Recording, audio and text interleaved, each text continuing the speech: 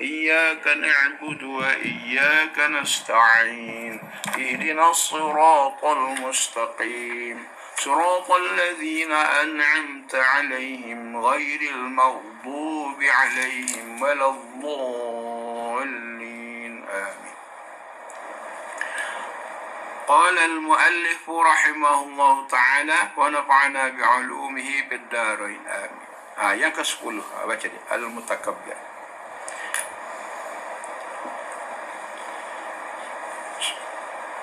Al-Mutakabbir, yang maha sombong,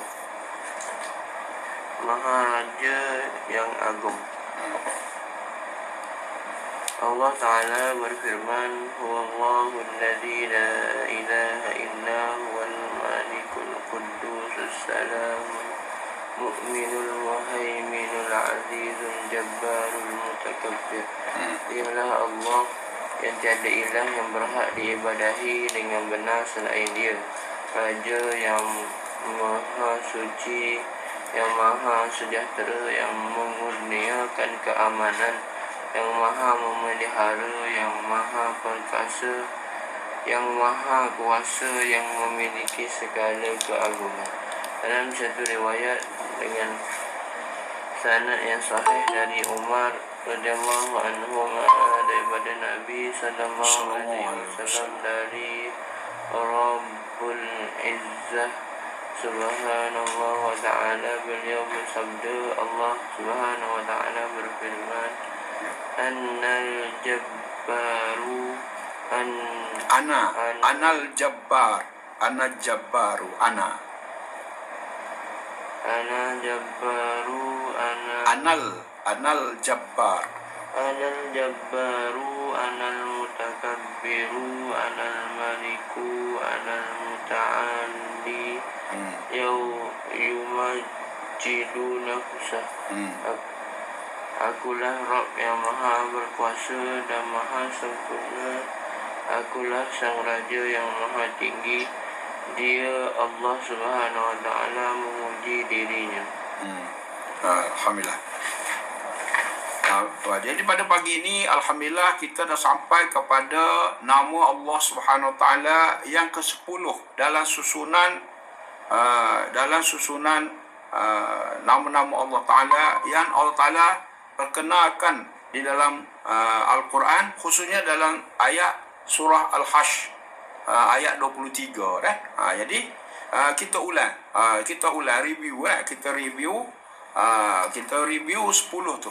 Yang pertama, huwallahu allazi la ilaha illahu ar-Rahman ar-Rahim. Mana nama Allah Ta'ala yang pertama iaitu Ar-Rahman. Apa dia Ar-Rahman?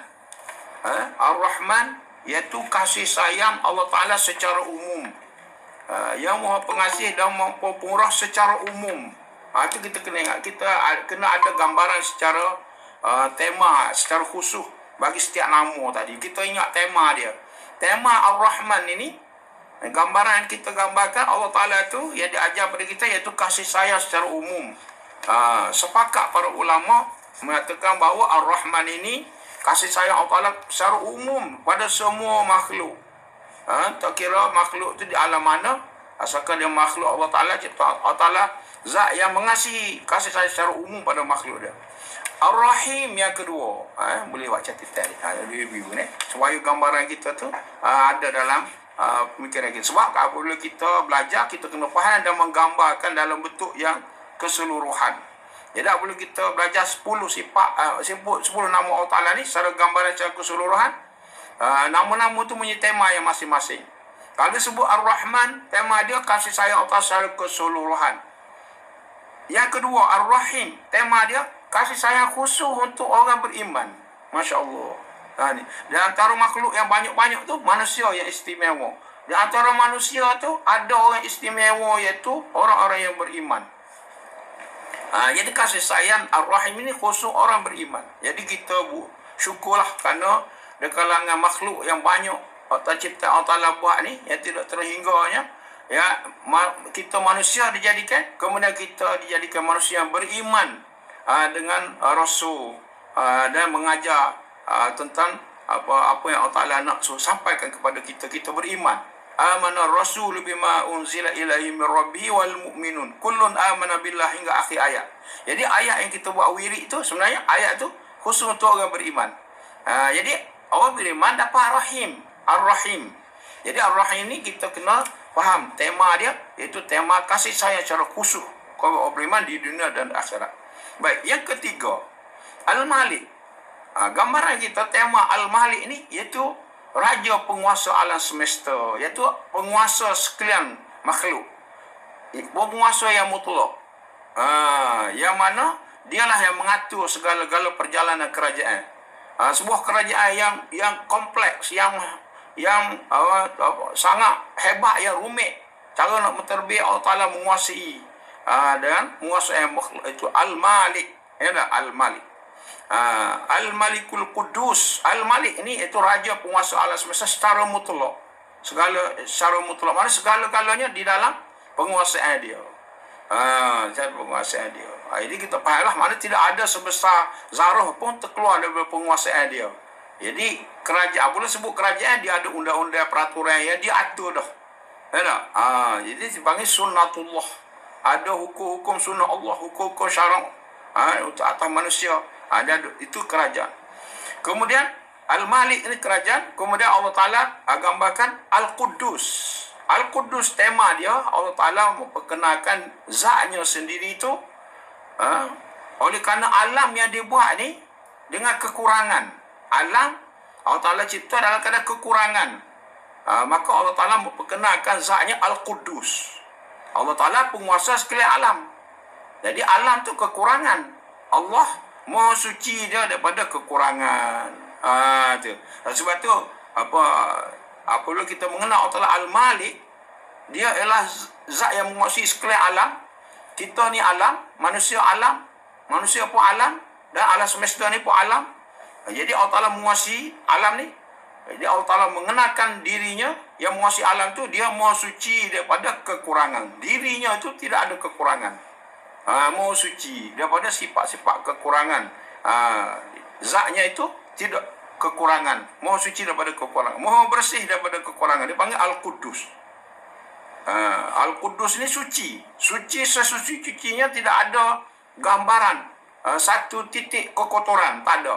Allah Ta'ala suci. Jadi kesucian zat Allah Ta'ala daripada kekurangan ini yang perlu kita kuduskan. Kita sucikan dia.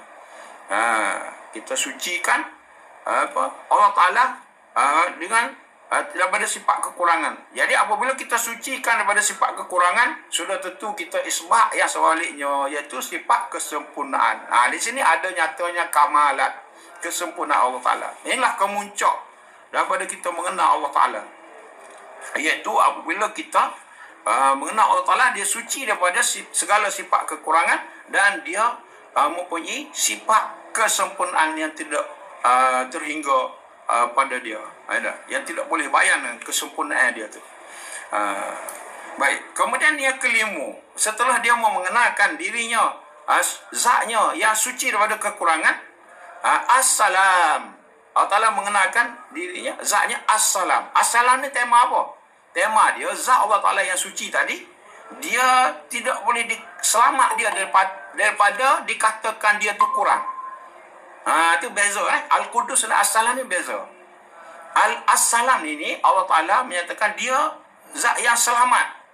Yang selamat daripada dikatakan kekurangan. Dikatakan kurang.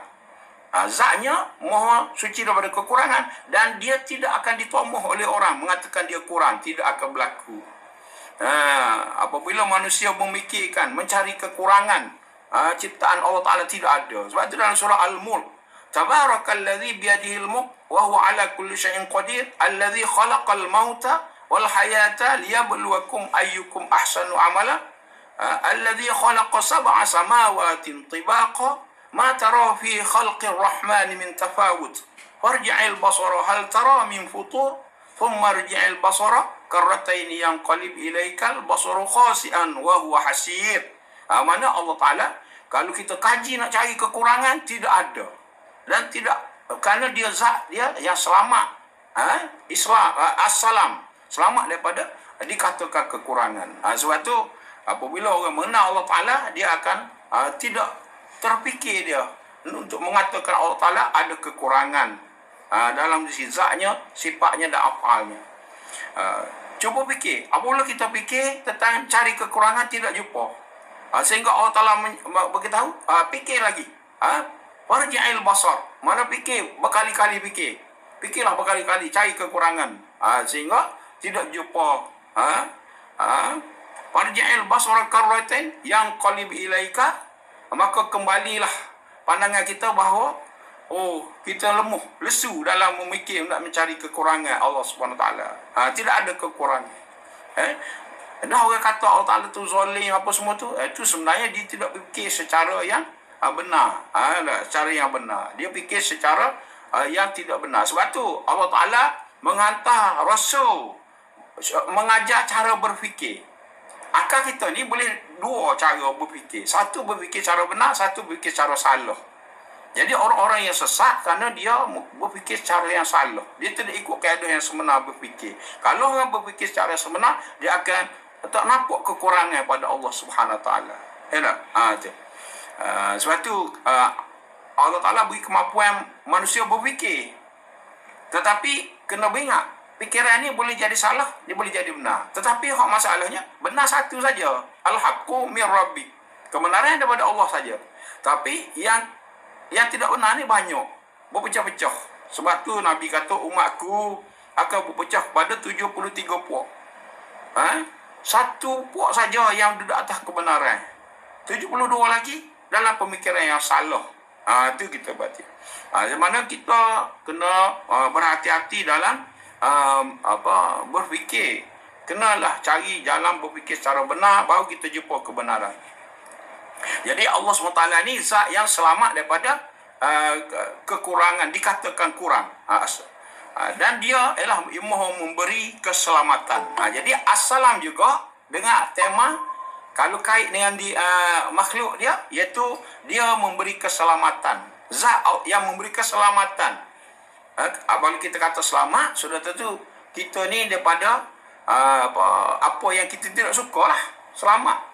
Jadi sesuatu yang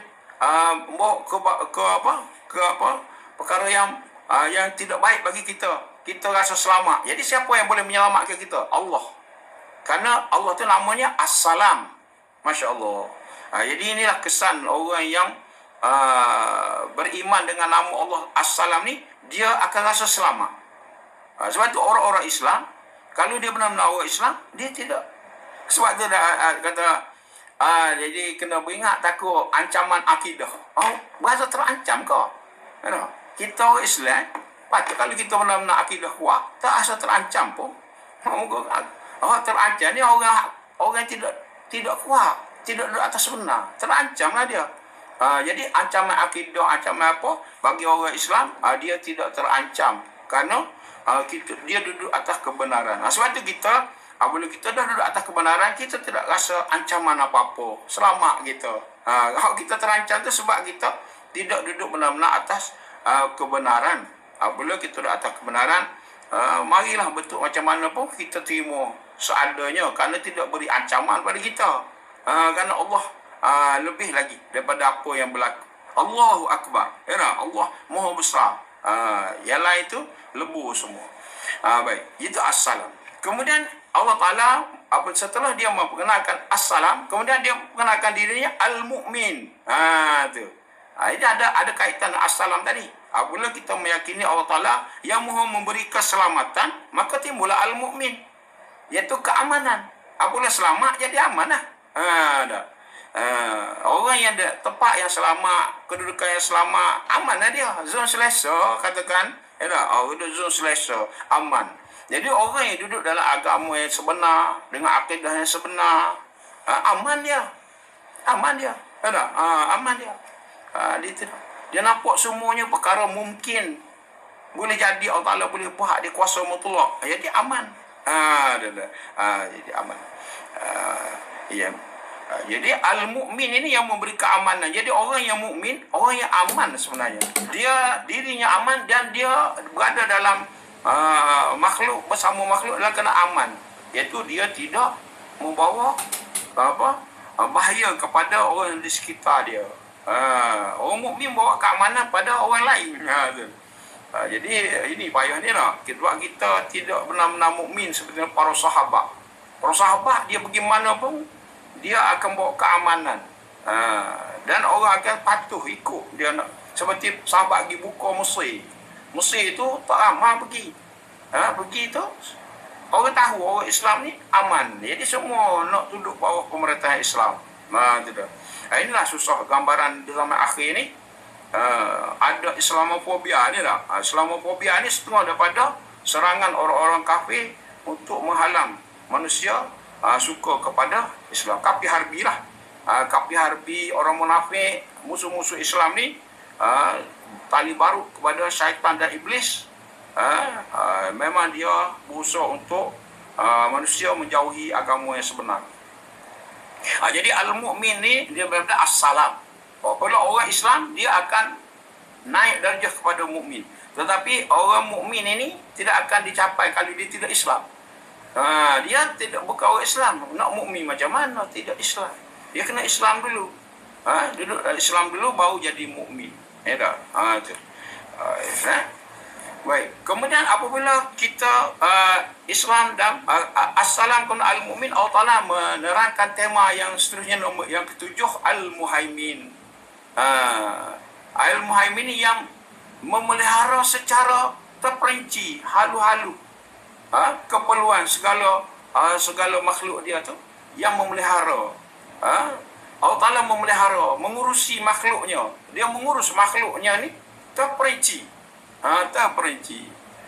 Tidak boleh digambarkan. Macam mana? Segala makhluk yang berlaku ni dalam pemeliharaan Allah Ta'ala. Makhluk berlaku di alam nyata ni, alam gaib ke? Contoh kita kata tak? Alam nyata. Pertama kita alam manusia. Masalah manusia ni banyak. Masalah manusia tak? Di seluruh dunia ni manusia ni ada berapa bilion? Banyak tak? Dan di segi geografinya, ada yang duduk di timur, di barat, di utara, di selatan, dengan Allah Ta'ala urus belakang. Baik, itu alam manusia. Kita pergi kepada alam binatang. Binatang ni banyak. Benar? Allah Ta'ala mengurus alam. Contoh lah. Kalau kita boleh kira. Kalau kita boleh sebut. Alam binatang. Banyak. Kalau kita tengok dokumentari tentang binatang. Masya Allah. Macam-macam. Gajah duduk belaga dengan rimah. Benar? Macam-macam.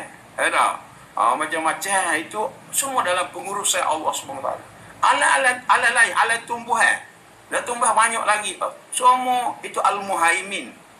Al-muhaimin. Allah Ta'ala memelihara semua makhluk dia.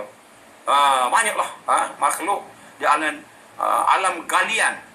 Di alam galian yang duduk dalam tanah tu. Dengan minyaknya, dengan mahnya, peraknya, dengan segala aluminium, zinc semua dah. Uranium. Allah Ta'ala urus belakang tu dalam pemeliharaan Allah Ta'ala belakang. Al-muhaimin ni luah lah. Dia memelihara secara terperinci, dia penuh, mantap, stabil. Tidak ada goyang apa, tidak ada. Memelihara mantap. Sebab tu kita orang beriman, kita tidak resah-gelisah dengan perubahan alam. Walaupun NASA ni kena beringat sikit. NASA ni ialah satu institusi kafir. Kadang-kadang statement dia tu kita jangan terpengaruh sangat. Kerana kita ni ada Tuhan yang menjaga semua. Takut kita lari al-muhaimin ini, takut rusak al-muhaimin. Al-muhaimin ni Allah Ta'ala yang mengurus. Jadi apabila NASA ni dia sekular. Dia sekular ni dia pahaman yang tidak ada Tuhan dalam kehidupan dia. Jadi dia nampak berlaku bencana alam lah, dan sebagainya. Dia tidak kembali kepada al-muhaimin. Baik. Kemudian apabila Allah Ta'ala mengenalkan dia al-muhaimin, maka dia kemuncaknya dia mengenalkan dia tu al-aziz. Iaitu al-aziz ini susah untuk digambarkan.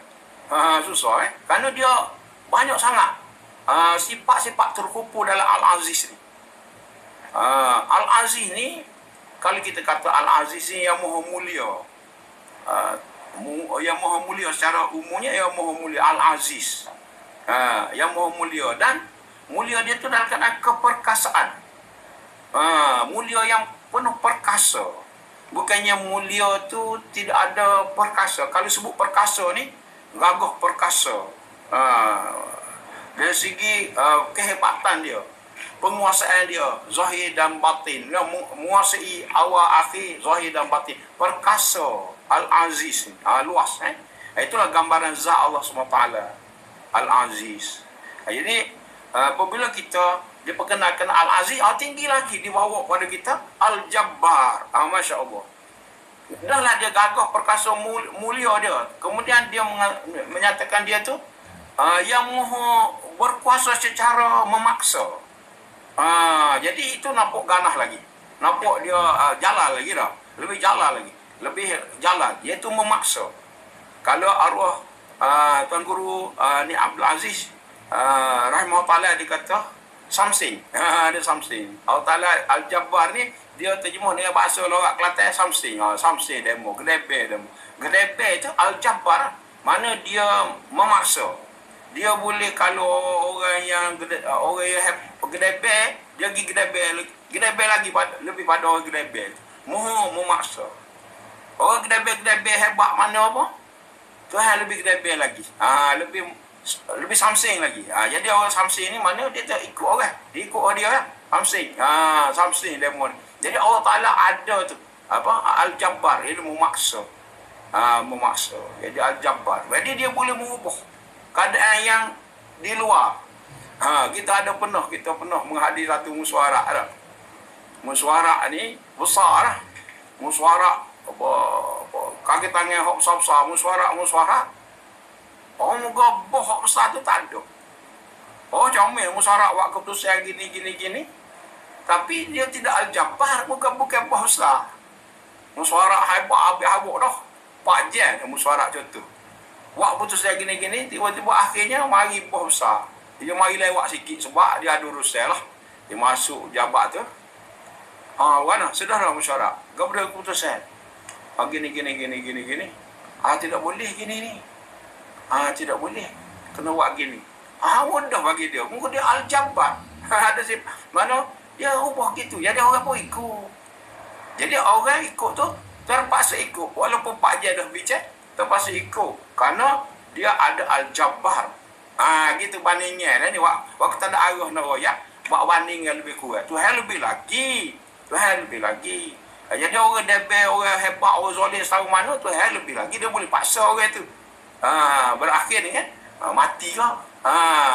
Tak ada lah ni, habis. Mati. Jadi hebat-hebat orang pun habis dengan mati belakang dah. Fir'aun pun mati. Korun pun mati. Lepas tu kata Tok Guru, dia kata Samsing lah. Dia kata gedebel lah. Tapi dia air 9 lalu atas dada, tak ada lah. Air 9. Dia kata air 9. Tok Guru kata, arwah Pak Suami ni, Tok Guru rahimahullah, dia kata gedebel lah. Dia kata, tapi kalau dia air 9 lalu atas dada, tahu dia air 9 ke apa? Iaitu apabila kita jadi mayat, orang mandi kita dengan 3 kali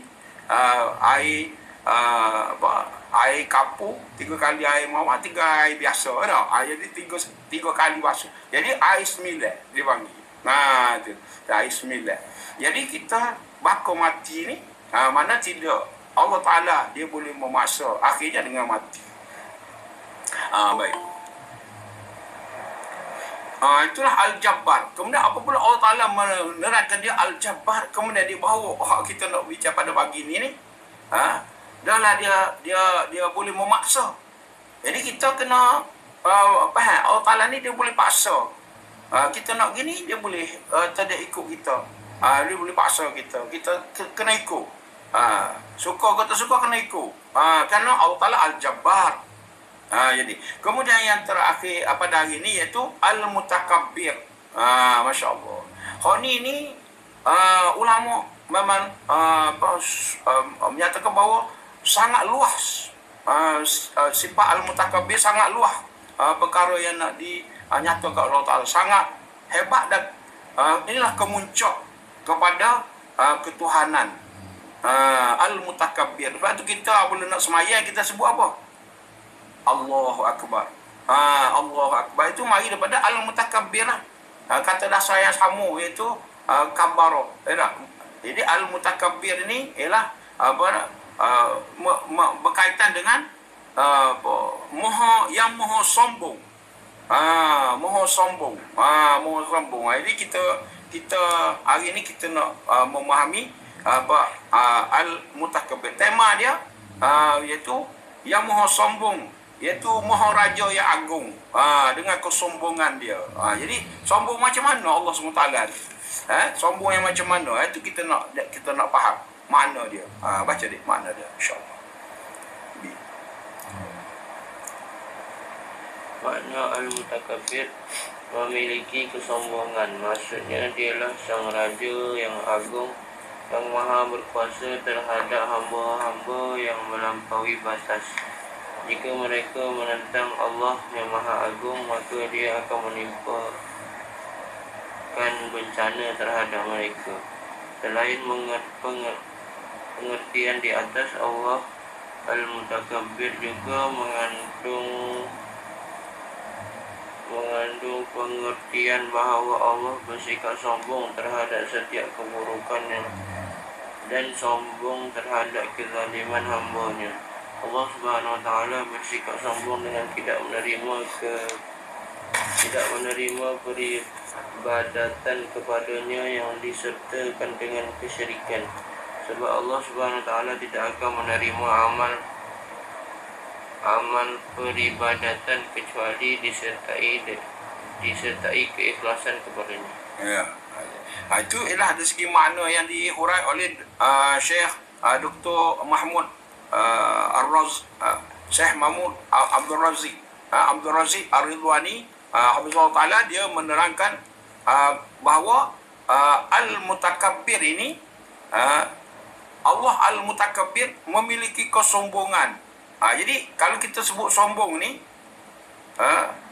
ini dalam makna yang pertama yang dibawa, iaitu terhadap orang-orang yang melampaui batas, orang zalim, orang yang menunjuk keangkuhan dia.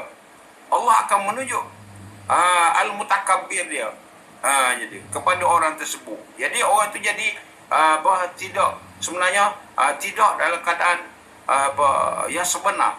Kerana apabila datang al-mutakabbir yang sebenar, maka orang yang sombong, yang angkuh tadi, yang zalim tadi, mengetahui bahawa dia sebenarnya tidak ada sifat al-mutakabbir.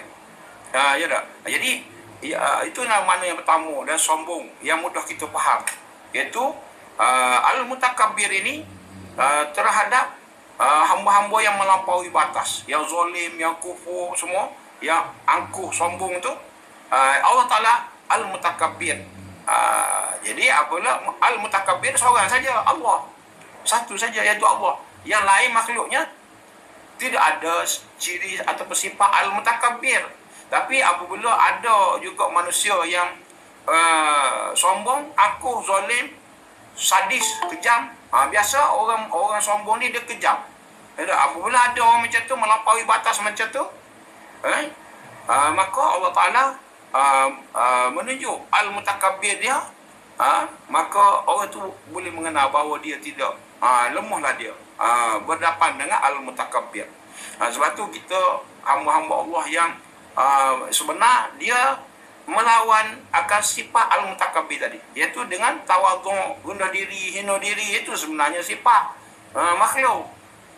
Jadi apabila dia sombong, itu sebenarnya dia berpura-pura, dia berada dalam keadaan berpura-pura, tidak sebenar.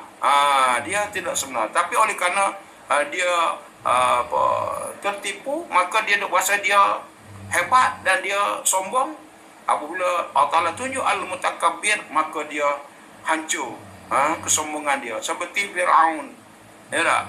Apabila dia dah tenggelam di dalam laut, maka barulah dia kata dia beriman dengan Tuhan Nabi Musa. Tapi dah terlambat dah. Jadi al-mutakabbir masuk raja yang agung, yang maha berkuasa terhadap orang-orang yang melampaui batas. Jika mereka menentang Allah yang maha agung, maka dia akan menimpa bencana terhadap dia. Itu Allah Ta'ala. Itu pengertian yang mudah kita faham. Ya tak? Mana orang sifat al-mutakabbir ni khusus untuk orang-orang sombong ni. Tu dah. Tu orang sombong. Tu memang tepat dah. Orang sombong ni kalah dia. Lepas tu kita tak pelik dengan orang zalim apa ni, biarlah dia ada zalim nak buat nak. Tapi sebenarnya dia tidak zalim. Dia tidak takabur. Tu sifat asal manusia. Tidak, sifat dia tak ada zalim, tak ada takabur. Tapi dia zalim juga. Itu dia berlaku atau berpura-pura. Dia ikut nafsu khayalan dia jadi sombong. Sebab tu kita kena sedar sifat hakiki kita, hina, doa, pakir, itu sifat kita. Allah sifat dia al-mutakabbir. Baik, sebab tu para ulama kata ada satu hadis Nabi SAW. Nabi kata, berakhlaklah kamu dengan akhlak Allah SWT. Jadi sedangkan al-mutakabbir ni, macam mana kita nak berakhlak akhlak Allah SWT? Al-mutakabbir ni bukan akhlak kita. Dan kita tidak boleh mencontohi Allah Ta'ala jadi sombong. Jadi para ulama kata, kena faham molek ni. Kalau sifat yang macam ni, kita ambil bersifat di sebaliknya. Apabila kita tahu Allah Al-Mutakabbir, kita nak menghayati beramal dengan Al-Mutakabbir ni, kita kena rasa kita hina. Pakir, do'eh. Barulah Allah Ta'ala tu, kita beramal dengan Al-Mutakabbir. Kerana Al-Mutakabbir ni hanya untuk Allah SWT saja. Jadi tu. Jadi kita tidak boleh jadi suatu ulama khilaf. Adakah kita boleh sombong di hadapan orang yang sombong? Allah saja boleh sombong di atas makhluk yang sombong. Tapi kita, walaupun ada hadis Nabi yang menyebut, ulama kata setengahnya mengatakan itu hadis dhaif. Hadis yang tidak tahu sanad dia. Jadi kita sekali-kali walaupun orang sombong pun kita tidak boleh sombong pada dia. Walaupun ada pendapat mengatakan bagi orang sombong kita kena sombong dengan dia.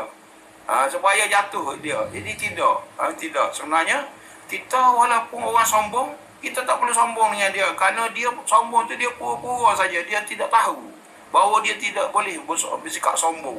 Sebab sombong ni sifat Allah SWT. Situ. Jadi kita kena berhati-hatilah. Kalau kita kata kena sombong dengan orang sombong, itu Allah salah. Allah Ta'ala memang layak lah. Ada pun kita tak mampu. Kalau kita sombong, kalau dia nyek kita. Jadi kita balik pada hakikat kita, hamba yang yang lemah, doa, pakir berhadapan orang sombong. Kalau kita, dia akan nyek kita semua lah. Tak ada, kita ada Allah. Dan kadang macam mana pun Allah yang menjaga kita. Allah Al-Mutakabbir. Di dunia ni tempat ujian. Sebab tu orang beriman apabila kena tapar muka dia sabar. Itu ajaran Al-Quran. Sabar, jangan balas. Nak balas boleh, tapi kalau dia tapar sekali pipi kanan, kita tapar sekali pipi kanan dia, boleh lah. Tapi kalau sabar lebih bagus. Itu ajaran agama kita. Payah dah tahu, payah. Kita berasa nak balas lalu dah dah. Tu nak, hamba boleh royak je. Kalau kena hamba pun, gitulah kita manusia ni. Nak balas. Tapi ujian bagi kita, orang beriman, tinggi kedudukan dia. Mana dia tak boleh nak balas. Kalau balas boleh, dibenarkan. Tapi kalau dia tapar pipi kanan, kita tapar pipi kanan dia. Kodah mana? Kodah sekodah dia tak boleh nak. Kalau dia berat, tapar kita harus sekodah berat tu. Kalau dia tapar ringan, sekodah ringan tu. Boleh kalau kita ukur. Kerana kau boleh ukur tak apa. Ni kalau dia tapar pipi kanan, kita tapar pipi dua. Kanan pipi dia. Dua pipi dia. Kanan dia kiri kita tapar dia. Tak kena tu. Tak kena dah kita. Jadi kalau kita nak balas boleh setimpal. Kalau tak kita sabar. Kalau Kristian pula, kalau orang tapar pipi kanan, habui pipi kiri kena tapar. Tidak, Islam tidak ajar kita. Itulah suruh sabar. Sabar. Bukannya beri pipi kanan suruh tapar pula. Itu orang ajaran Kristian. Jadi kita kena sabar dalam menghadapi orang zalim. Walaupun kita susah, tapi kerana Allah tu Al-Mutakabbir, dialah yang berkuasa terhadap orang-orang zalim. Kemudian itu pengertian pertama. Yang kedua, pengertian kedua boleh ambil catatan. Ini poin dia lah. Kadang-kadang kita belajar, kita tak boleh pegang. Ada orang pergi masjid dengan ngajar, pergi semua, tapi kau dia boleh pegang. Tak boleh nak pegang tu guru mengajar. Kadang-kadang silap alik tu guru juga. Dia royak tak ada point. Tidak royak point. Payah dah. Pakai baca gitu. Tak ada point. Ada pun kadang-kadang silap alik kita. Kita tidak berhati. Kalau tu guru royak point. Ada point cantik dia. Lepas tu kena cantik point dia. Jadi poin yang kedua iaitu al-mutakabbir dengan arti Allah Ta'ala bersikap sombong terhadap kezaliman hamba. Segala kezaliman hamba Allah Ta'ala akan bersikap sombong. Jadi sebut hampir sama ni yang pertama tadi. Uraian yang pertama, setiap keburukan dan sombong terhadap kezaliman. Setiap keburukan Allah Ta'ala sombong terhadap mana Allah Ta'ala boleh menghalang keburukan tadi. Kita kena yakin kezaliman Allah Ta'ala boleh halang kerana Allah Ta'ala sombong terhadap kezaliman hamba. Jadi kalau berlaku keburukan pada kita, kezaliman orang atas kita, kita ada Allah al-mutakabbir. Jadi kita tidak takut kerana Allah Ta'ala boleh saja dia nak sekap. Kerana Allah Ta'ala tu al-mutakabbir, bersikap sombong terhadap keburukan zaliman. Jangan dikadu sangat kita dengan orang buat zalim atas kita. Boleh cakap mudah lah. Tapi kalau kena kita nafsu ni, syaitan boleh alok, balah. Orang kata kita sepatah, kita kata kena 2-3 patah. Itu sebenarnya semua daripada merusakkan al-mutakabbir ni. Kita jadi patut kita sabar. Dengan orang buat zalim atas kita. Kemudian yang ketiga, ini ialah satu pemahaman yang patut kita perhati. Setengah daripada sikap al-mutakabbir ini, iaitu Allah SWT bersikap al-mutakabbir ataupun sombong mana? Dengan tidak menerima peribadatan yang syirik. Allah al-mutakabbir ni, ibadat yang dibuat secara syirik Allah Ta'ala tidak terima. Itu sebab Allah al-mutakabbir. Dia tidak terima. Dia boleh berhak untuk tidak terima kalau buat secara syirik. Sebab tu kita kena berhati-hati dalam kita beribadah. Kita duduk dalam kamu yang sebenar dah, tapi kita kena berhati. Takut ada syirik. Lepas ada syirik kopi jali, ada syirik kopi lagi. Itu kalau sebut syirik ni tidak boleh. Sebab syirik ni walaupun sebesar zarah pun tidak boleh. Innallaha la yaghfiru an yushraka bihi. Sesungguhnya Allah Ta'ala tidak akan mengampun segala dosa syirik. Innallaha la yaghfiru an yushraka bihi. Allah Ta'ala tidak akan mengampun orang dosa syirik ni. Wa yaghfiru ma duna dzalika liman yasha. Allah Ta'ala mengampun yang lain. Tapi syirik ni Allah Ta'ala tak ampun. Dia kena buat syirik tadi. Innallaha la yaghfiru an yushraka bihi wa yaghfiru ma duna dzalika liman yasha. Ada syirik. Itu penting. Jadi al-mutakabbir ini kita kena zat Allah Ta'ala yang tak terima ibadah yang kita sekutukan dia. Jadi syirik ada dua dah. Syirik kopi dengan syirik jali. Jali tu kita memang mudah kita nak tinggal. Memang kita orang Islam tidak semua takung dah.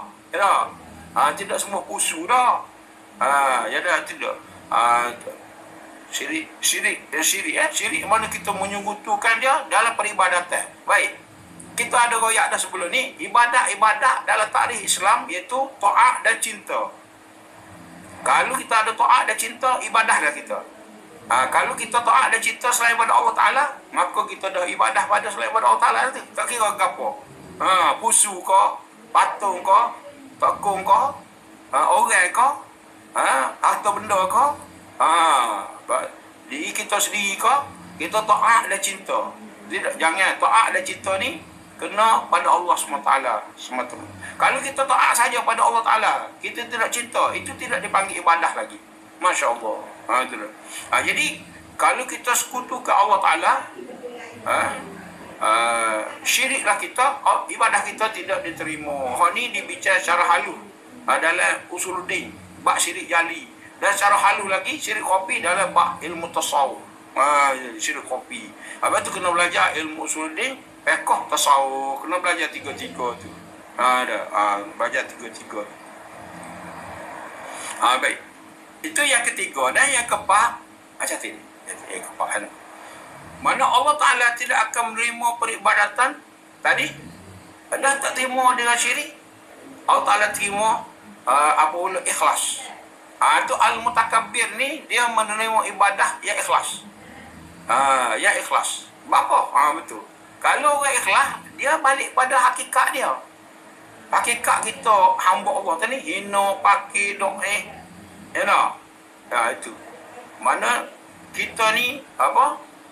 Hina pakai doa, lemah. Itu sifat kita yang asal. Jadi kalau kita kembali pada sifat asal, mana ikhlaslah kita. Tak?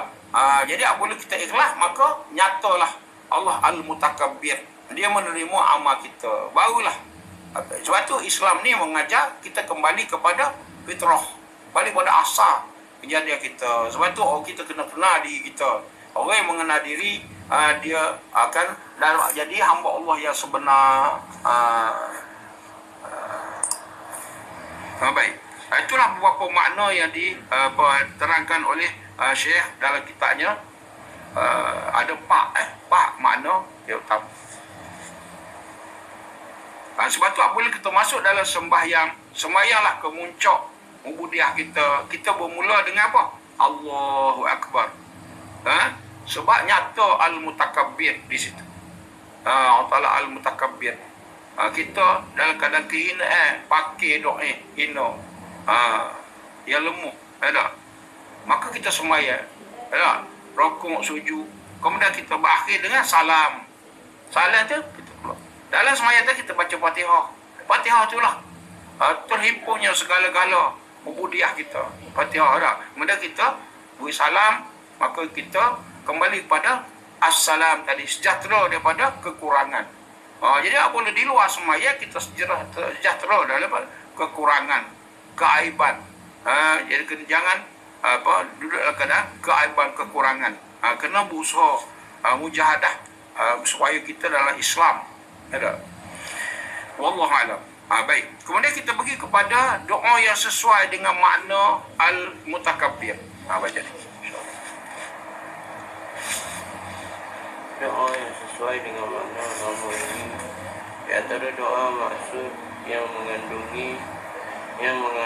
pengertian nama Allah Al-Mutakabbir serta yang semakna dengannya adalah sebagaimana yang tercantum dalam hadis yang sahih bahawa seorang Arab Badui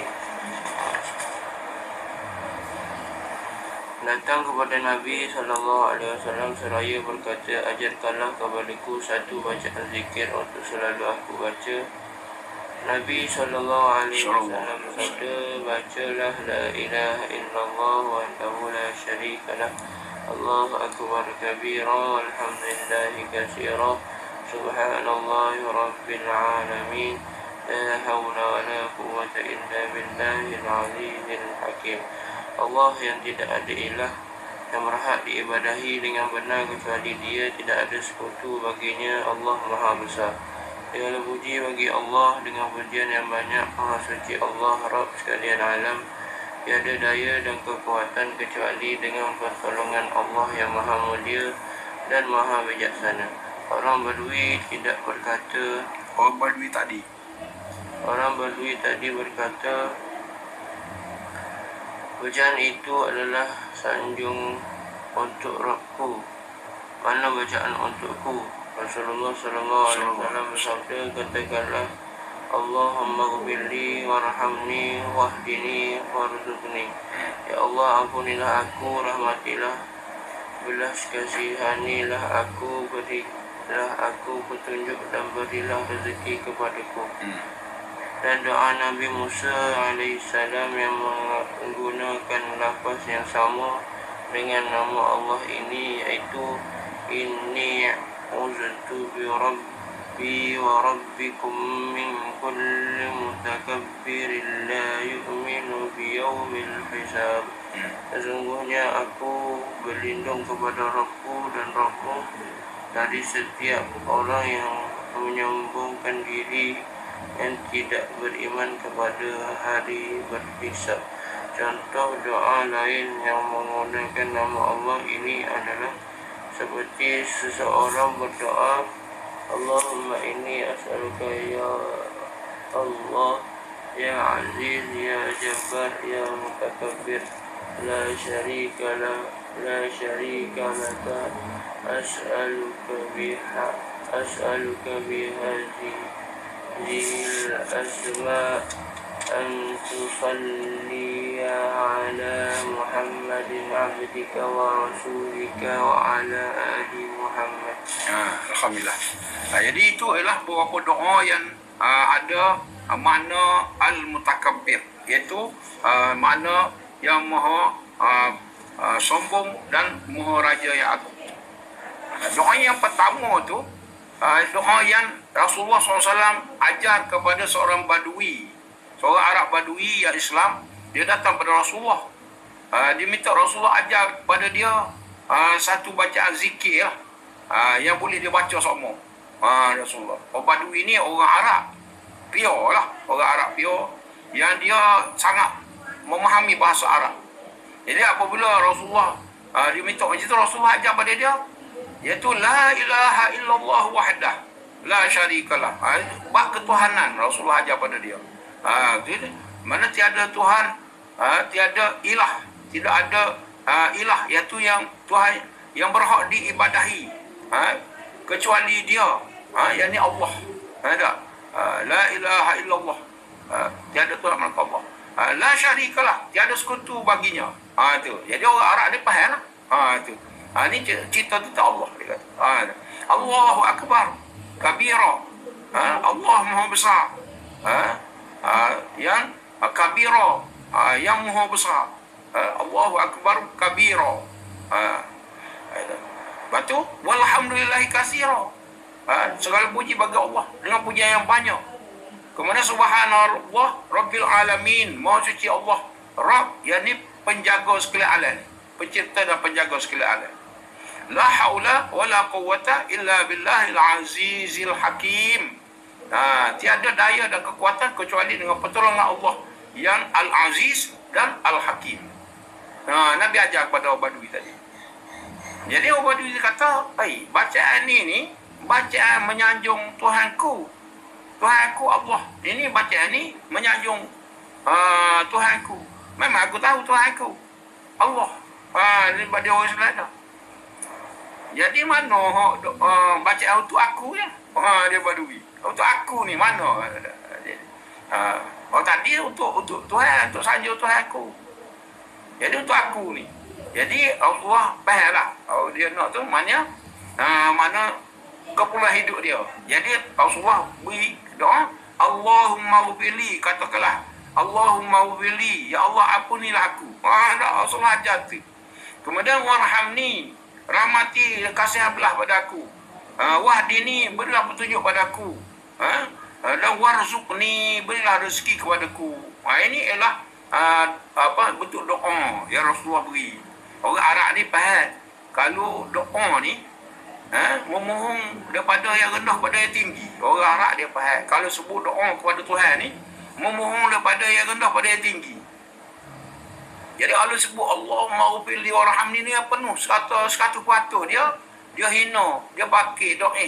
Hanya Tuhan saja yang boleh memberi keampunan, memberi rahmat kasih sayang, memberi petunjuk dan memberi rezeki pada dia. Itu jadi dia dapat Rasulullah ajar tu. Jadi inilah doa yang diajar, yang kita sebut di dalam sembahyang dah.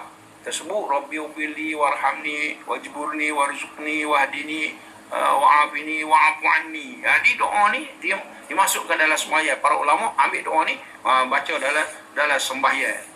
Masa kita duduk antara dua sujud. Besar doa ni. Ini adalah daripada hadis riwayat Muslim. Hadis sahih, dan memang betul lah Nabi ajar kepada sahabat yang badui tadi. Itu satu. Mana di situ disebut Allahu Akbar kabira. Itu menunjukkan al-mutakabbir di situ. Dalam ibadah kita, selagi kita tidak duduk atas membesarkan Allah Ta'ala yang al-mutakabbir, mana tak sepenuh lagi kita. Mana kita tidak jadi hina pakai doa lagi. Tu. Jadi apabila kita duduk atas hina pakai doa, maka kita memohon pada Allah Ta'ala, ampuni dosa kita. Rahmati kasihan belah kita, berilah hidayah pada kita dan berilah rezeki pada kita zahir dan batin. Baik. Kemudian Nabi Musa alaihissalam dalam dia berdepan dengan Firaun yang sombong. Firaun dia sombong, kemuncak dia sombong, dia nampak sifat-sifat ketuhanan daripada dia sehingga dia mengaku Tuhan. Kemuncak orang yang sombong. Tetapi masa berdepan dengan orang sombong macam tu, jadi Nabi Musa alaihissalam membangkitkan nama Allah Ta'ala, Mutakabbir. Sesungguhnya aku berlindung kepadamu, Tuhanku dan Tuhan kamu sekalian, iaitu Tuhan berumat dia, iaitu yang pengikut-pengikut dia. Daripada orang yang menyombong diri, daripada orang yang menyombong diri dan tidak beriman pada hari hisab. Jadi orang yang sombong ni kita hadapkan dengan Allah Tuhan yang Al-Mutakabbir. Jadi barulah dia putus. Kita tidak boleh hadap sendiri. Tak mampu kita kerana kita pakai doa yang hina. Kena serah kepada Tuhan yang Al-Mutakabbir, yang maha sombong. Dia boleh sekat kezaliman orang zalim. Dan Firaun betul, dia sekat dia masa dia hancur bersama dengan pengikut dia di Laut Merah. Kemudian contoh yang lain,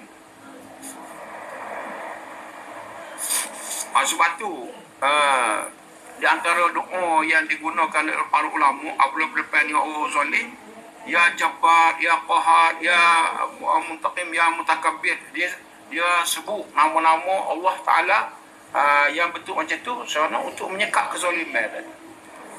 Menyekat kezaliman. Kita tak mampu menyekat kezaliman yang berlaku. Jadi kita kena doa pada Allah SWT. Adalah Allah Ta'ala tentukan dengan kerana dia Al-Mutakabbir. Baik, habis itu.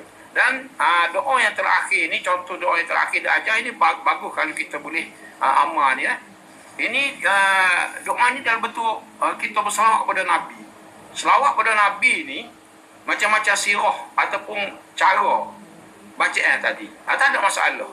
Jangan kita terpengaruh orang yang kata tidak boleh, kena sebut orang Nabi ajar saja. Tidak boleh. Ulama ada buat doa dia selawat yang masing-masing ada selawat. Tafrijiyah ada selawat, Nariyah ada selawat, Syifa ada, macam-macam selawat. Dan berjenis selawat zanji pun ada semua. Kerana selawat ni tak ada niat lain untuk menyanjung, membesarkan Rasulullah SAW. Dan ia adalah hadis hak sahih, kita amal bagus. Hak lain pun boleh amal, tak ada masalah. Jangan kita kata menyalahkan itu bid'ah lah, ini bid'ah itu sebenarnya tidaknya terpengaruh kerana dia tidak memahami kedudukan yang sebenar. Kerana Allah SWT menyatakan dalam Al-Quran, Inna Allaha wa malaikatahu yusalluna ala nabi. Sesungguhnya Allah dan para malaikat selawat atas Nabi. Ya ayyuhallazina amanu sallu alaihi. Wahai orang beriman, selawatlah pada Nabi. Sallimu taslima. Jadi Allah Ta'ala menyebut di situ secara umum selawat pada Nabi. Bentuk yang macam mana pun tak ada masalah, asalkan selawat itulah yang diijma' oleh ulama. Bahawa selawat pada Nabi, sirah yang macam mana pun tak ada masalah. Kalau ambil daripada hadis, bagus, utamakan. Yang lain pun boleh buat, tak ada masalah. Jadi ini adalah satu contoh selawat boleh catat boleh amal ni. Kerana ini daripada kitab yang sahih. Sirah dia bunyi macam ni. Allahumma inni as'aluka ya Allah, ya Aziz, ya Jabbar, ya Mutakabbir. Dia bakit nama Allah. Nama-nama Allah yang tinggi-tinggi belakang tu. Yang nama sifatul zat. Nama diri Allah Ta'ala. Itu ya Allah, ya Aziz, ya Jabbar, ya Mutakabbir. Tu. Allahumma inni as'aluka ya Allah, ya Aziz, ya Jabbar, ya Mutakabbir. Kemudian la syarika laka. La syarika lak. As'aluka bihadzal asma' an tusalli ala Muhammadin abdika wa rasulika wa ala ali Muhammad. Ini ialah selawat di akhir, dia gabung dengan nama Allah. Dengan ambil kebesaran nama Allah. Nama Allah yang pak ni. Yang dalam tu ada Al-Mutakabbir. Kerana tinggi ni nama-nama ni. Ketinggian nama-nama apabila dia membawa makna yang luas. Semakin luas makna dia, semakin tinggi nama. nama Allah Ta'ala. Ya tak? Sebab tu nama Asma'ul Husna ni kita kena belajar, faham, dan tahu, dan kita hayati dan kita beramal dengan dia. Ini setengah pada beramal dalam doa dan selawat. Jadi kita sebut sekali lagi, baca sama-sama. Allahumma inni as'aluka ya Allah ya Aziz ya Jabbar ya Mutakabbir la syarika lak, as'aluka bihadhil asma' an tusalli ala Muhammadin abdika wa rasulika wa ala ali Muhammad. Sekali lagi. Allahumma inni as'aluka ya Allah ya Aziz ya Jabbar ya Mutakabbir la syarika lak, as'aluka bihadhil asma' an tusalli ala Muhammadin abdika wa rasulika wa ala ali Muhammad. Sekali. Allahumma inni as'aluka ya Allah ya Aziz ya Jabbar ya Mutakabbir la syarika lak, as'aluka bihadhil asma' an tusalli ala Muhammadin abdika wa rasulika wa ala ali Muhammad.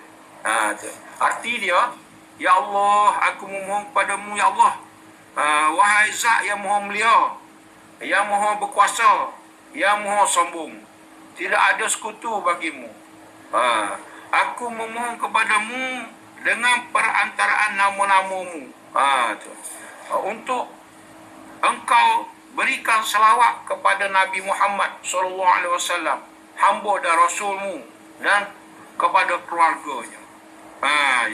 Jadi apa ni, kita berselawat pada Nabi, dan kita menyebut ahli keluarga Nabi, keluarganya tu termasuk kita. Ulama mengatakan ahli Muhammad ni ada ahli dari segi keturunan, ada ahli dari segi agama, keluarga dalam agama. Kita agama Nabi Muhammad SAW, agama Islam, maka kita keluarga Nabi juga dari segi agama. Walaupun kita bukan Habib ke, keturunan Nabi ke, tidak.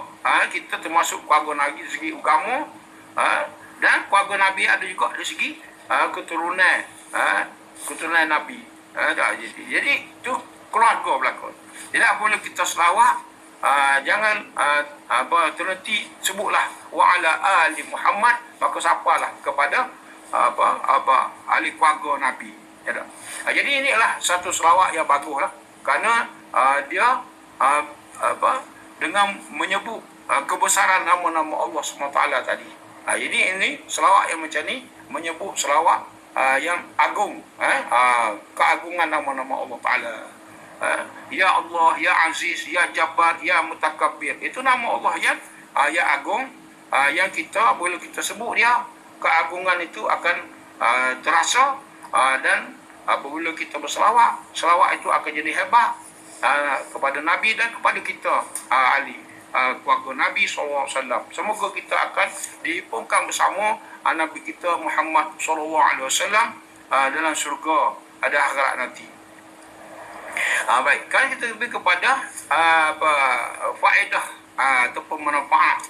Apakah faedah, manfaat ataupun aplikasi pelaksanaan apabila kita beriman, meyakini Allah Ta'ala ini Al-Mutakabbir. Sebab apa? Sebab Rasulullah berpesan, berakhlaklah kamu sekalian dengan akhlak Allah. Jadi nak akhlak Allah ni Al-Mutakabbir, takkan kita nak jadi sombong. Apa macam mana kata dia? Itu diterangkan. Kita tidak boleh jadi sombong. Jadi manfaat dia, kita kena merendahkan diri, tawadhu. Itu setengah pada manfaat. Baca dia. Ada tiga. Ada tiga manfaat. Faedah manfaat. Di antara manfaat dan bentuk aplikasi seorang Muslim dengan nama Allah Al-Mutakabbir ini adalah rangka mentauhidkannya adalah: satu, menghilangkan sifat sombong dari dirinya dengan selalu bertawadhu, rendah hati. Kedua, sentiasa ikhlas kepada Allah dalam setiap amalnya dan tidak berbuat syirik. Seorang hamba harus menghilangkan sifat-sifat rububiyah yang hanya Allah sahaja yang berhak memilikinya, seperti sombong dan menganggap dirinya lebih dari orang lain. Namun hendaklah dia bertawaduk kepada Allah yang Maha Sombong. Dan dalam sebuah hadis yang sahih, Rasulullah SAW bersabda, "Ala ukhbirukum bi ahlil jannah kullu dha'ifin mutadha'ifin law aqsama ala Allahi la abara. Ala ukhbirukum bi ahlina kullu utullin jawadin mustakbirin." Maukah aku kabarkan kepada kalian tentang mayoritas penduduk syurga, iaitu mereka yang keadaannya hina, direndahkan oleh manusia ketika di dunia, dan bertawaduk. Jika orang tersebut berdoa kepada Allah, nescaya Allah akan mengabulkan permintaannya. Maukah aku kabarkan kepada kalian mayoritas penghuni neraka, iaitu orang-orang yang bengis, sadis, tega, rakus dan bakhil serta sombong. Dalam hadis sahih lainnya dari Ibnu Mas'ud radhiyallahu anhu bahawasanya Rasulullah sallallahu alaihi wasallam sabda, "La yadkhulul jannah man kana fi qalbihi misqala dzarratin min khairin kana fi qalbihi mithqala dzarratin min kibrin." Tidak akan langsung masuk syurga orang yang dalam hatinya terdapat kesombongan meskipun sebesar jauh.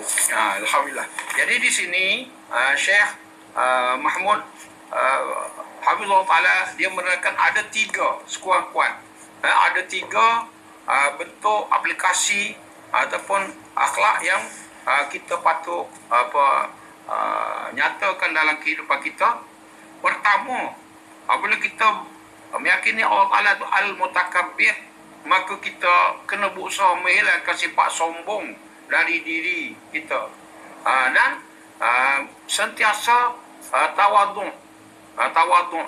Tawaduk ni terhimpun pada dia sifat rendah diri, fakir, hina, dhaif. Jadi ini setengah daripada kalau kena mujahadah, kena bersungguh. Bersungguh kita, kerana sifat sombong ni dia mari dalam hati kita.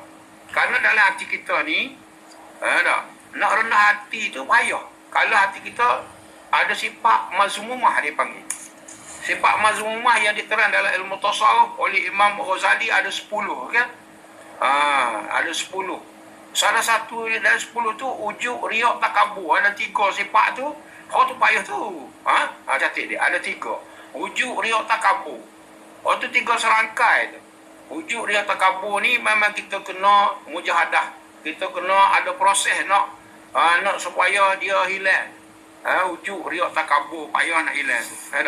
Jadi kalau kita ada pun mana kita kecil dia. Tapi sepatutnya kita kena menghilangkan sifat sombong tadi. Sebab itulah di sini nak kongsikan munajat guru hamba. Dia ada ajar rahimahullah ta'ala. Dia mengajar satu munajat. Ya Allah, ya Tuhanku, akulah hamba-Mu yang fakir lagi hina, sentiasa mengharapkan pertolongan-Mu setiap saat, setiap ketika. Mu jua Tuhan yang amat kaya lagi amat mulia. Mu tahu hak keadaanku, padamu aku menyerahkan diri. Jadi ini adalah munajat yang patut kita sebut sombong, supaya kita ni tidak timbul sombong dalam diri kita. Itu kita mengadu pada Allah Ta'ala, munajat, mengadu pada Allah Ta'ala, mengaku kelemahan kita, minta Allah Ta'ala baiki kita. Ya muhawwil al-ahwal, wahai Tuhan yang mengubah-ubah ke hal, hawil halana ila ahsani hal, ubahlah hal kita ni kepada sebaik-baik hal, yang ni hal yang tidak sombong, kerana sombong ni bahaya. Kemudian yang kedua, orang yang beriktikad Allah Ta'ala itu Al-Mutakabbir, dia kena sentiasa ikhlas. Sebab kita tahu Allah Ta'ala tak terima segala ibadat yang tidak ikhlas. Masya Allah. Ikhlas ni payah. Ya tak? Ikhlas ni payah. Lawan dia syirik. Mana kita sentiasa ikhlas dalam amalan dan tidak berbuat syirik. Syirik ni kena hati-hati. Syirik kena berjaga-jaga. Dalam kita beribadah, jangan ada bersyirik dan tidak ikhlas. Ya tak? Jadi, kita letak sifat asal kita. Pakai doa hina. Kalau kita baca kitab musalli dalam semayang tu, macam mana kita nak ikhlas, kita nak khusyuk dalam semayang, iaitu dia ajar dalam kitab musalli. Kita boleh rujuk pada kitab musalli. Cara nak khusyuk, nak ikhlas dalam semayang tu ada. Kemudian yang ketiga, akhlak yang sepatutnya, iaitu kita mesti menghilangkan sifat-sifat rububiyah, seperti sombong, riak, ujub, rasa kaya, semua itu kita kena hilangkan. Ini sebab apa? Sebab dia ada kaitan dengan syurga, di mana orang yang ahli syurga, Rasulullah SAW bersabda, maukah aku beritahu tentang ciri-ciri penduduk ahli syurga dan ciri-ciri penduduk ahli neraka? Rasulullah beri perbezaan. Dalam uraian Rasulullah mengatakan, Rasulullah SAW menyatakan bahawa ciri-ciri penduduk ahli syurga iaitu mereka dalam keadaan hina semasa di dunia. Orang bukan sombong, orang hina, orang low profile, orang yang tidak dikenali, orang yang hina. Dia rendah oleh manusia ketika dunia. Masa di dunia dia manusia hina dia. Hina dia rendah oleh manusia. Bahkan manusia suruh dia mati. Ya tak? Suruh dia kata ada pun tak apa dia ni. Menyusah kau orang dia kena hina. Dia kena hina. Siapa yang hina?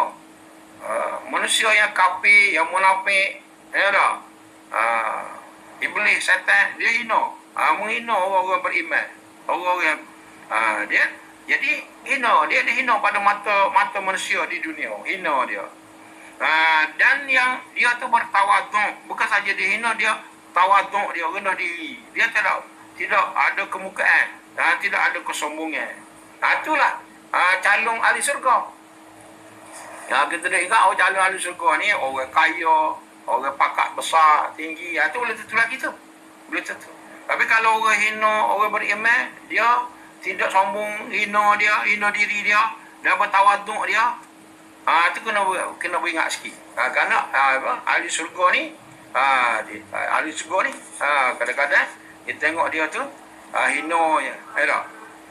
Jika orang tersebut berdoa, itu kena beringat. Orang macam ni, kalau dia berdoa kepada Allah Ta'ala, nescaya Allah Ta'ala akan mengabul permintaannya. Jadi mulut masih. Jadi dia minta. Itu ahli syurga masa di dunia ni, lama minta. Kadang dia tak minta pun siapa. Itu ahli syurga. Jadi kalau dia minta, nescaya Allah Ta'ala mengabulkan dia. Sebab tu orang yang tahu dia takut. Dia takut pada orang takut pada Allah. Kita ni memang takut pada orang yang tak takut pada Allah dah. Orang tak takut pada Allah, memang kita takut ke dia. Takut pada kezaliman dia. Dah.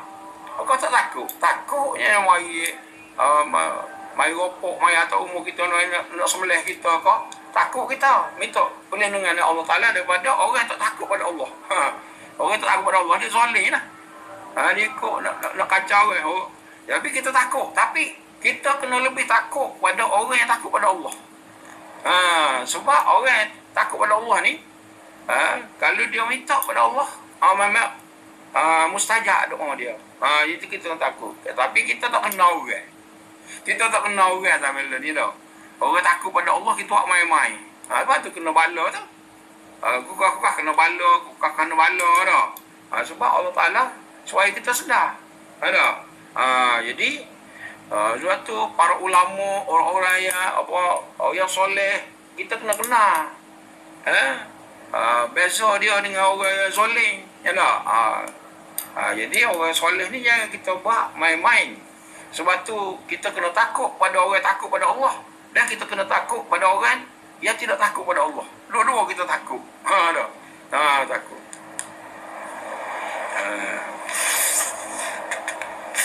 Baik.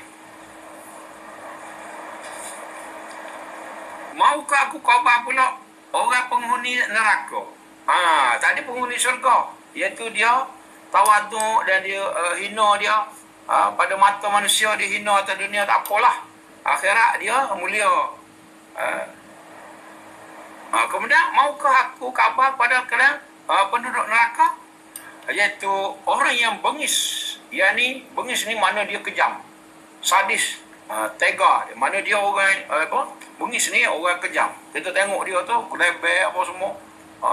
Lah ni banyak cerita-cerita kita kena beringatlah dalam TV. Kena. Jangan seronok sangat dengan cerita-cerita hok kejam kayak bengis apa semua tu. Bengis tu kita takut tertipu kita. Orang bengis ni orang ahli neraka ni. Orang bengis, orang kejam ni ahli neraka, Nabi kata.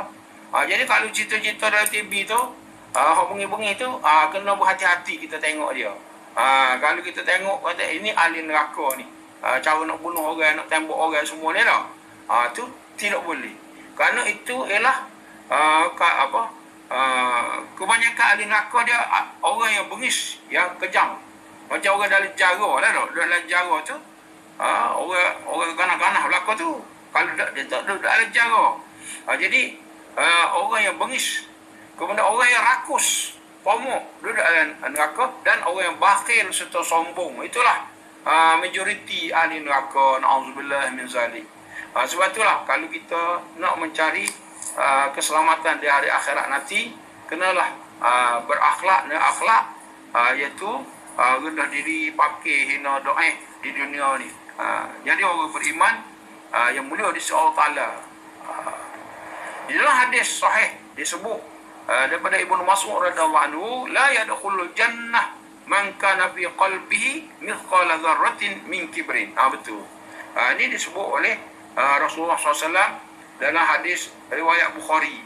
Tidak akan masuk surga orang yang dalam hatinya terdapat kesombongan meskipun sebesar biji sawi. Sebab tu daripada hadis ni lah para ulama mengata, kalau orang buat zalim atas kita, orang sombong mari dia buat zalim atas kita, kita jangan tunjuk kesombongan pada dia, dia kata. Walaupun ada kebaikan, kita tunjuk kesombongan pada dia, ada kebaikan supaya dia sedar.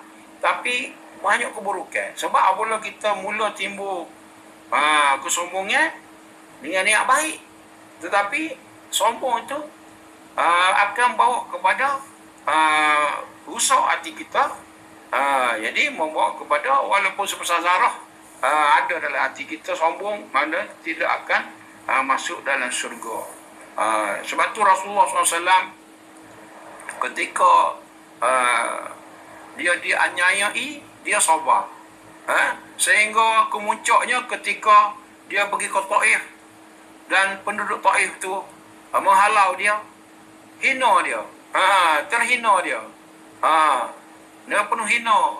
Lepas suruh budak-budak ke lepas batu, berdarah kaki, penuh dalam kasut, pergi duduk tepi pokok, menajak daripada Allah Ta'ala. Ya Allah, aku tak kisah kalau manusia hina. Dia tak kisah. Aku tak kisah. Malaikat dah mari dah ni. Malaikat ni dah gegar. Minta kebenaran Rasulullah nak balik bumi dah. Boleh dah Rasulullah nak balik bumi, boleh dah ni. Rasulullah kata jangan. Dia buat gitu kat aku ni sebab dia tak kenal aku. Kalau dia kenal aku, dia tak buat gitu. Jadi Rasulullah sabar. Jadi kita payah ni, kita nak sampai tahap tu. Malaikat pun bergegar dah. Tahap malaikat. Tapi Rasulullah tinggi darjah dia daripada malaikat. Dia kata tidak boleh. Nanti kita doa supaya Rasulullah menajak, ya Allah, aku tak kisah, ya Allah, orang hina aku, benci pun. Aku takut tidak terima aku. Tu Rasulullah tidak kisah orang zalim, kerana dia takut Allah yang Al-Mutakabbir tadi tidak terima dia. Tidak terima dia. Jadi gitulah kita cubalah sedaya upaya berakhlak dengan akhlak Allah SWT, supaya kita menjadi hamba Allah yang sebenar di semasa kehidupan di muka dunia yang sementara ini. Wallahu alam, sakat tu dulu. Semoga Allah Ta'ala memberkati kuliah kita pada pagi ini. dan mengampun kita segala kekurangan kita. Wallahu a'lam bissawab wa ilaihil marji'ul ma'ab. Allahumma inna nas'aluka ya Allah, ya Aziz, ya Jabbar, ya Mutakabbir, la syarika lak. Nas'aluka bihadhil asma' an nusalli ala Muhammadin abdika wa rasulika wa ala ali Muhammad. La ilaha illallah wahdah la syarika lak. Allahu akbar kabira walhamdulillah katsira wa subhanallah rabbil alamin. La haula wa la quwwata illa billahil aliyyil azim. Rabbana ighfir lana dhunubana wa liwalidina warhamhum kama rabbawna shighara wal jami'al muslimina wal muslimat wal mu'minina wal mu'minat al ahya'i minhum wal amwat. Wa sallallahu ala sayyidina Muhammadin wa ala alihi wa sahbihi wa sallam. Walhamdulillahi rabbil alamin. Taqabbalallahu minna minkum taqabbal ya karim. Assalamualaikum warahmatullahi taala wabarakatuh. Waalaikumsalam warahmatullahi wabarakatuh. Terima kasih banyak Pak. Sama. Sama. Alhamdulillah. ربي روحا لذاتي من جميع الوجوه في الدنيا قبل الآخرة يا عظيم.